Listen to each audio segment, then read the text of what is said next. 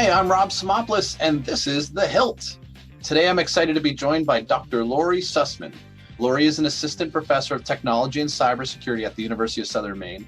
Previous to her work at University of Southern Maine, Lori was also a West Point grad and also a retired U.S. Army colonel. Lori also has spent a lot of time in large and small companies, including Cisco and also Hewlett-Packard. And it's also important to note that Lori has a background as an entrepreneur, leading her own business as well. She's doing some really amazing research in cybersecurity, and we're going to learn a lot more about that during our conversation. So let's get at it.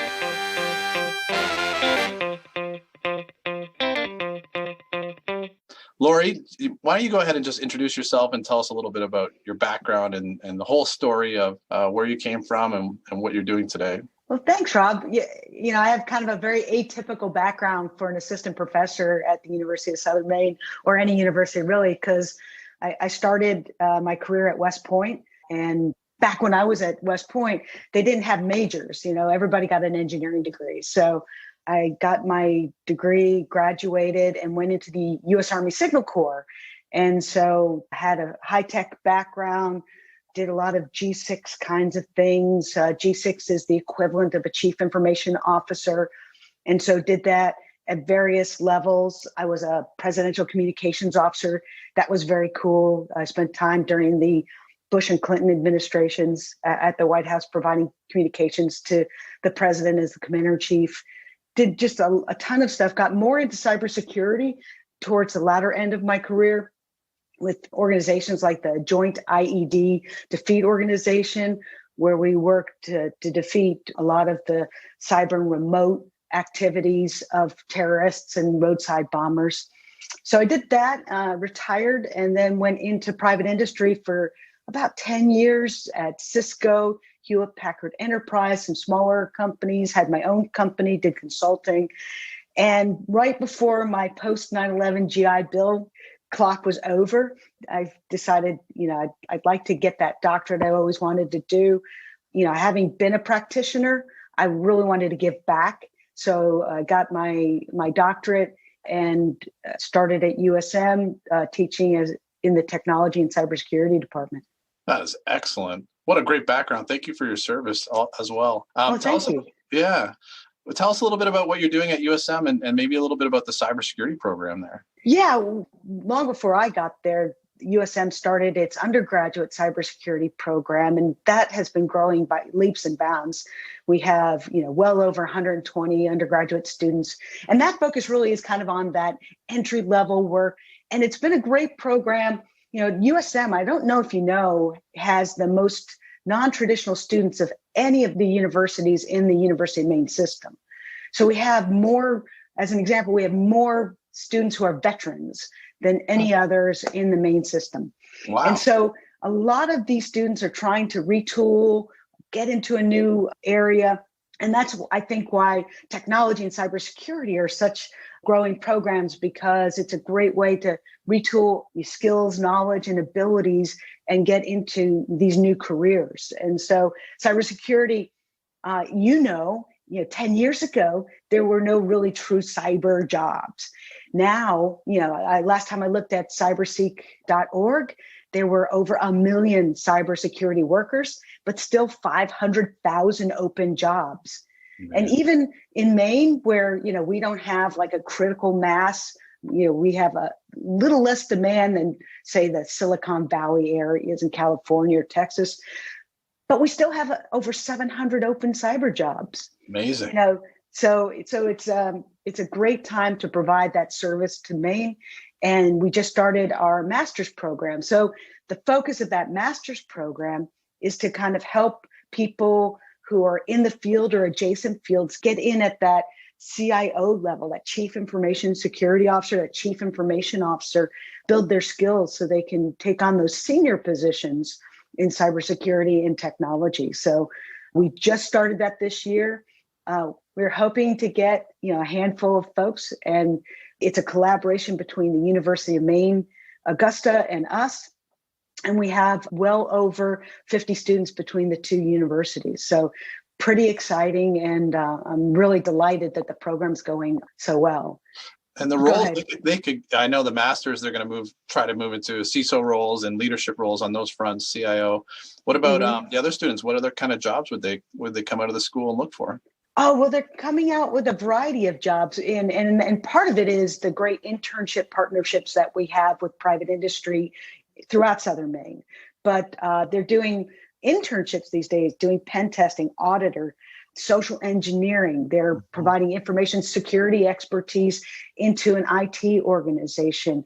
They're just doing a variety of things.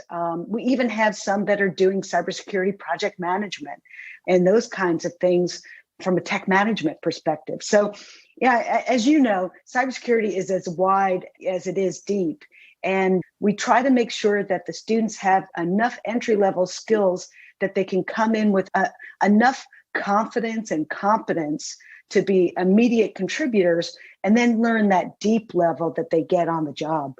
That's excellent. Tell me a little bit about the cybersecurity lab you folks have, because I know it's pretty sophisticated, isn't it? Yeah. Well, that Professor Mark Monin has done this exceptional job building these two virtual VMware clusters that we have. One is a clean cluster. One is we call it a dirty cluster, but it's a cluster where we can put in environments where students can work on cyber attacks and do pen testing and those kinds of things. So, at USM, students have an enormous capability of spinning up, VMs and having a lot of capability in their hands through the lab, even via VPN, virtual private network. So from their home while we're in this remote situation into the lab to be able to do these kind of virtual mock-ups, prototyping, special environments to do their capstone projects or the various classes that they have.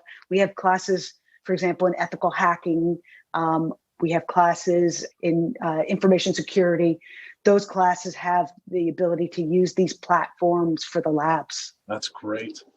So one of the reasons why I asked you to come and have a conversation with me is I wanted to talk about your research paper because I thought it was really, really interesting to set the baseline and get everyone sort of acquainted. Tell us about this research paper, where it came from and everything behind it.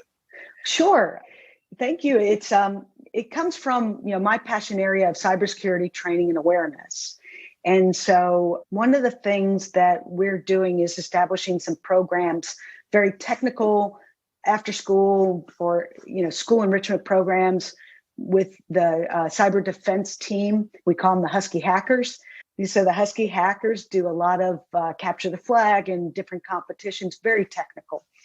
But we also know from, our national initiative for cybersecurity education through the National Information Standards and Technology, NIST, that non-technical skills are really important too. And so we have a program called the Cybersecurity Ambassadors that go out into the community and do basically workshops to help with community awareness to vulnerable populations. But in that area, going back to this National Initiative for Cybersecurity Education, it's called NICE, they have a framework of 32 jobs that should be considered the most prevalent in the United States. And they're very focused on the technical aspect of it, but they're not very focused on the non-technical skills that these students need. And the research that I've done, I see that employers really need kind of the technical skills are table stakes. It's what's expected to get the interview. But it's those non-technical skills, that presentation skills, the ability to talk to people, the ability to coach a client through a difficult situation. Those skills are really the ones that really help get a prospective, employee over the hiring line and get them these cybersecurity jobs. Oh, right.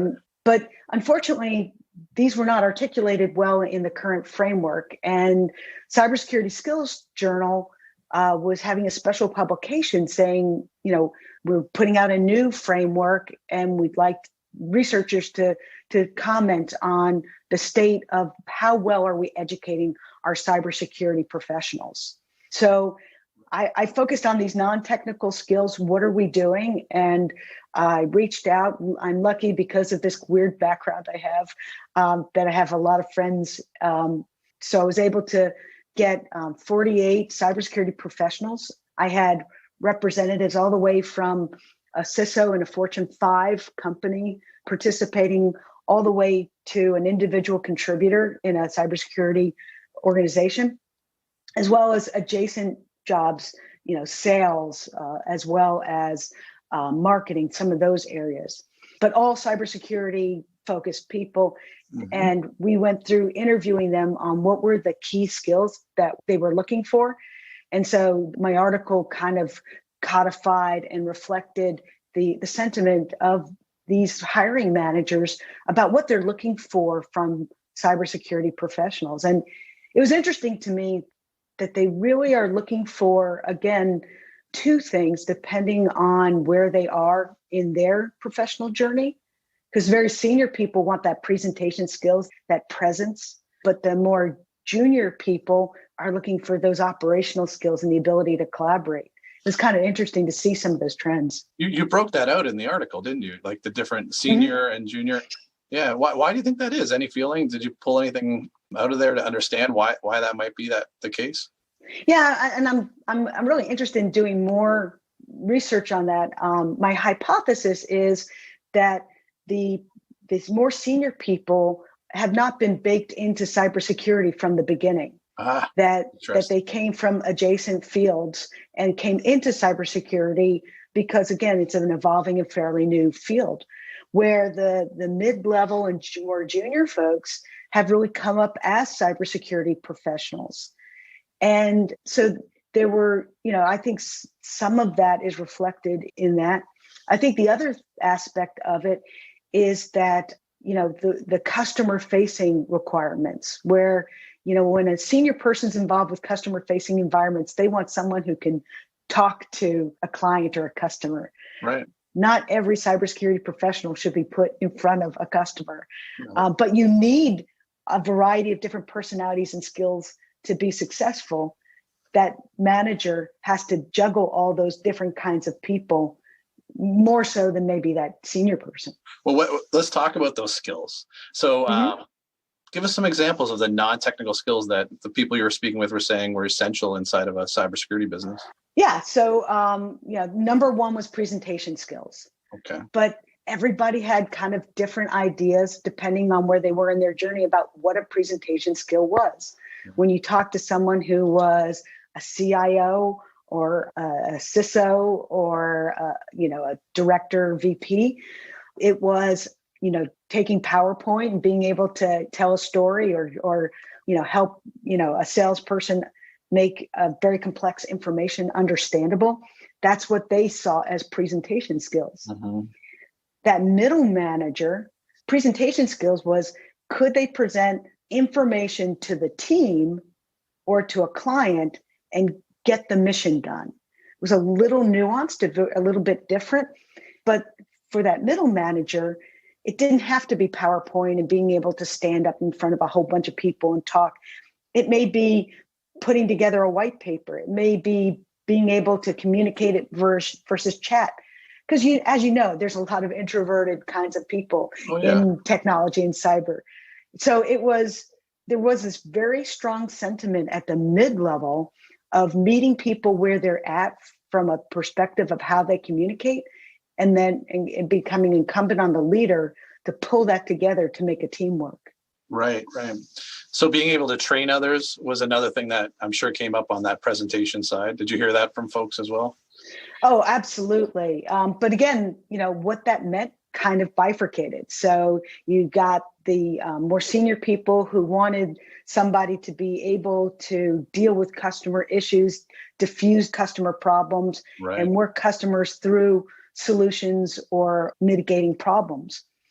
At the mid-level, it was maybe teaching the team as opposed to the customer, and being able to share their expertise, because unless you're in a very large company, the cybersecurity professional kind of has to be a Swiss Army knife and have a variety of tools, and be able to share that, because they'll employ 2 or 3 Swiss Army knives as opposed to a whole lot of surgical instruments that are brought to bear. Right. And I think one of the key parts with cybersecurity, especially in different organizations, is trying to simplify cybersecurity for people. It's very difficult, because in a lot of times it is a complex conversation, but quite often if you're speaking to a non-IT, non-technical business leader and trying to explain maybe why they should have more cybersecurity or improvements, or perhaps you're trying to convince them to implement cybersecurity or give a budget around it, is having those skill sets, those, we call them soft skills or non-technical skills, to be able to do that, right?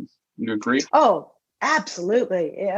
A good example is from the Cybersecurity Ambassador Program. We had a group, one of the really vulnerable populations in Maine is older adults. So we had a group that represented older adults that wanted us to come in and do our workshop training. We focus in 4 areas: phishing, identity, preservation and safety, social media safety, and home cyber safety. And that's what the students kind of present. But the lady said to us, whatever you do, please don't scare these people to death. Mm-hmm. So, that is a skill. It's conveying the urgency, the need to do something to preserve your cyber safety and your posture online, but not scare them so much that they freeze. Right. Where they're not going to use the technology because they're scared about the impact. Wow, yeah, I agree. Oh, yeah.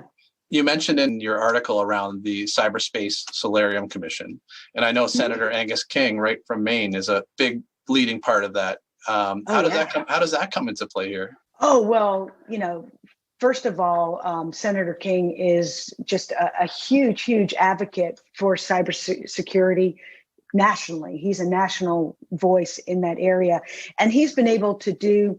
Again, he's been doing bipartisan before it was cool. He's been working with Representative Gallagher, who is a Republican in Congress.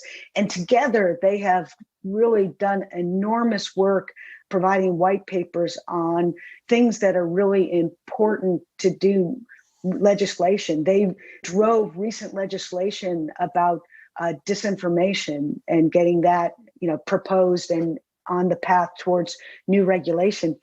I teach a course in the master's program on cyber laws, policies, and ethics. Mm-hmm. And one of the first things you see is how fractured cybersecurity laws are, that there's tons and tons of things that different states are doing. There's very little federal information, and the things that are coming, the laws and statutes coming from the federal government are really hard for small businesses to do. And so he's got that kind of practical perspective that's put common sense into a lot of the laws that are coming out to help small businesses compete for federal contracts, as an example, and be successful and not let cyber requirements overwhelm them, but still improve our posture.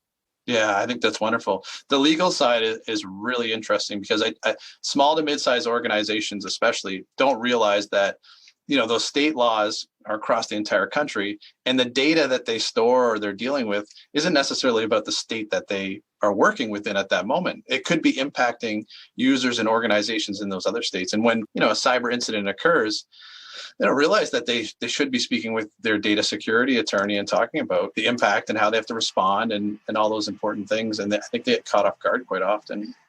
Oh, yeah. And the ability to do, risk transfer for cybersecurity insurance and those kinds of things. And how easy all of a sudden you go from, domestic to international, especially when you have a customer who may have a third-party vendor who's coming in from international, and all of a sudden the data is exposed internationally, and they didn't do the audits they needed to do to understand that.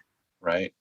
So based on the work that you did and your research and the article, do you feel that you're going to, NIST is going to make some adjustments to the framework and bring in those non-technical IT skill sets? They are. I'm actually on the working group for NICE when it comes to the framework. So we're putting that in, but it's a collaboration between academia, government, and industry. Yeah. And so all of those in and of themselves go slow. So then put them all together, and it takes a while to move the needle, but I see it moving because the urgency is there. There's just not enough cybersecurity workers. And so, one of the problems that hiring managers are having is putting the right words into the hiring documents so that there's good matches. I've been doing some work with students and trying to get through the SEO, the optimization keyword struggle to get jobs, has been problematic for them. And so getting the right words to the framework so that hiring managers can put right words into job descriptions so the right people can get hired is the point I'm trying to make. And so it's becoming really important for all those pieces and those people to collaborate. Laura, let's talk about the shortage of cybersecurity, people out there, the professionals. It is really interesting. You read a lot of articles with statistics saying that there's a massive shortage in workforce and there's not enough. And then every once in a while, I'll read, like that might get posted, for instance, on LinkedIn. And then I'll read comments below where people are saying, I can't even get in the industry. How do I get in the industry? They're saying I don't have enough experience. What's your experience with all of that? And what's your thoughts on that issue? I think that there is a lot of bias. For example, in Silicon Valley, there's a lot of bias looking for talent in specific universities in specific states. I was doing a presentation at the Cybersecurity Innovators Summit, and they were like, "Oh, we can't find anybody." And I was like, "Come to Maine. Yeah. Nobody's recruiting in Maine." Yeah. Because they don't think of Maine as a talent source, but we have a tremendous amount of talent. But the thing that I'm reading about is, again, this. I remember when I was at Cisco and they asked me to put together a job description that would go out, so that we could do hiring of engineers. And I didn't get a huge amount of training about it. And so I just stole what had been used in the past, massaged it, and put it out there. Well, that's not good enough when you've got this very new kind of job worker that you need and these skills that you need. And so hopefully we can provide more information and templates using these job descriptions, these KSAs that are being published by NICE and NIST, and get them out to folks so that they can use this standard language, and the students and these cybersecurity workers can put the right buzzwords in their resumes so that as they go through the hiring systems, they can make those connections. Today, the tyranny of the hiring systems is that the workers don't know what the right words are, the employers don't know what the right words are, and they're missing each other and missing talent. Oh, so maybe that sounds like that definitely could be a big part of this, where these people are saying, I can't get hired. They're saying I don't have the skill sets. Maybe it all comes back around to those non-technical skills, and they're being interviewed, and the people who are hiring are saying, great technical aptitude, can do the job perfectly, but can't present, can't, interact with the customer, from experience and training. Interesting. That might be it. So how about on the front at USM with the research that you've done? Do you think that there's going to be a shift or a pivot towards more non-technical training in the classes now to help these students get hired as they come out of school? Yeah, not only for our cybersecurity and technology students, but across USM, there is a real push to make sure that students have the writing skills and the presentation skills to be highly effective workers. Right. And that's part of a lot of the workforce initiatives. But from our perspective, for example, in classes, I don't do a lot of rote tests. There's not a lot of the classic midterm and final, because that's not what we do in cybersecurity. The talent we need is the ability to do research on the fly, do something dynamically, write something or present something. So they do video presentations, they do presentations, they do group collaboration projects, they write papers. And that's more and more what we're doing to assess people, rather than trying to ask them to have, rote memory about certain terms, for example. Yeah, great. All right, I'm going to put you on the spot. Right. For me, one of the most important things is continuing to educate people about cybersecurity, because I think we're still on an awareness curve here where people don't necessarily understand really what cybersecurity is. And, there's a thought around that. So I'm going to ask you for 3 tips that you would give to people on cybersecurity if they want to get their cybersecurity program started. And the reason why I'm asking you is back again, that people might think that, just having antivirus on their computer is cybersecurity. And you and I both know it's an important part of it, but it's definitely not the whole thing. So if someone was looking at their business and they're just sort of trying to figure out, where are 3 things that you recommend they sort of begin with to get their cybersecurity program in place? Yeah, I would say, the number one thing that I would suggest people do is start off with getting an independent assessment of where they're at today, their as is, because having your own internal look about your own program is, the fox, checking on the hen house. So getting an independent organization in and doing an assessment of where they are today, I think that a lot of times that helps them with self-awareness. So getting that as is snapshot is super, super important. It could be an audit. It can be a cybersecurity assessment. There's a number of ways to have that done, but really, really important. The second thing I would say is know your hardware and your software. And if you're using it, keep it. If you're not using, get it off the system. And that goes back even to a more technical audit. So one's a process audit. The other is a technical audit, where you want to take a look at everything that may be in your data center. There's been a recent hack of dormant programs that were on systems that were activated by hackers and used for ransomware attacks, as an example. So get anything you're not using out. And the last thing is constantly review your processes, your procedures. And you're most vulnerable to an attack from the inside rather than the outside. You're more vulnerable because of what your people do or not do than really what you might be attacked from outside. So make sure you spend time training your people, give them that awareness, and then test it. So I guess that's, it would be the process audit, the technical audit, and then the training of people. Those are wonderful tips. Excellent. Anything else you want to share with the folks who are joining us here on this conversation? Anything else to add here? No, I just think that, there's so many wonderful companies and talent in Maine. I always get distressed when I see companies, when they're looking for a cybersecurity audit or they're looking for talent, they start going out of the state. And I would just ask folks to look inside of Maine, we've got 7 universities across Maine. They all have cybersecurity programs, and they're producing some wonderful talent. And, I would definitely hire first in Maine and hire Maine companies. Oh, I think that's wonderful. Well, thanks so much for joining me. I think that everyone who listened here is going to learn a ton from you, and keep up the great work. I think you're adding tremendous value to the cybersecurity community. Thank you, Lori. Thank you, Rob. This has been a pleasure today.